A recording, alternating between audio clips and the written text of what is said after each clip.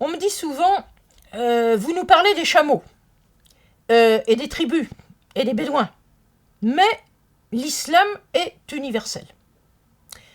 Alors, l'idée d'universalité, il faut bien comprendre ce que c'est.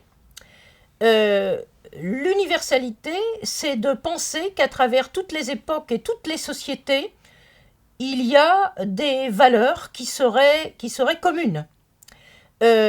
Mais ceux qui disent cela se situent sur le plan des symboles, se situent sur le plan des valeurs, mais ils le font à partir de la manière dont eux-mêmes comprennent à leur époque ces valeurs. Et quand au contraire, on part d'un point de vue historique, l'idée d'universel n'existe pas. L'idée d'universel, c'est une idée philosophique, c'est une idée religieuse, c'est une idée théologique.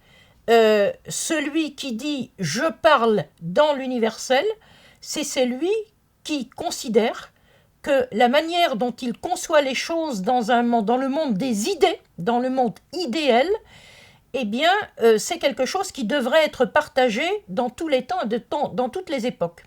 Alors, ce que vous dit l'historien, c'est qu'en histoire, l'idée d'universel n'existe pas. Ou alors, chaque époque a son idée de l'universel.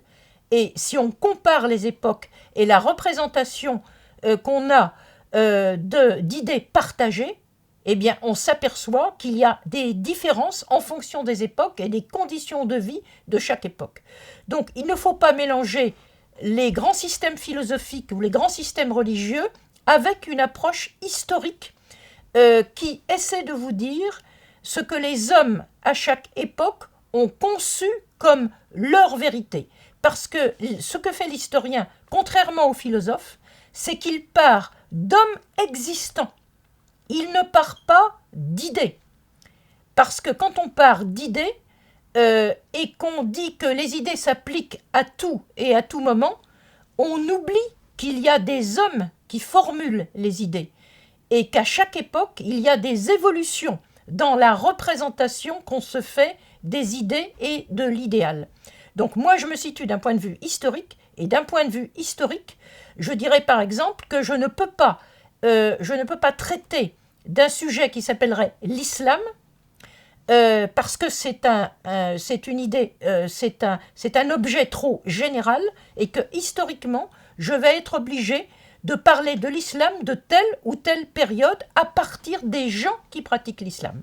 Donc ce que fait l'historien, c'est qu'il coupe le passé en tranches, il renvoie à chaque fois à un état de société. Il ne peut pas raisonner autrement, sinon il y a d'autres raisonnements possibles, mais il ne se situe pas dans une optique historique.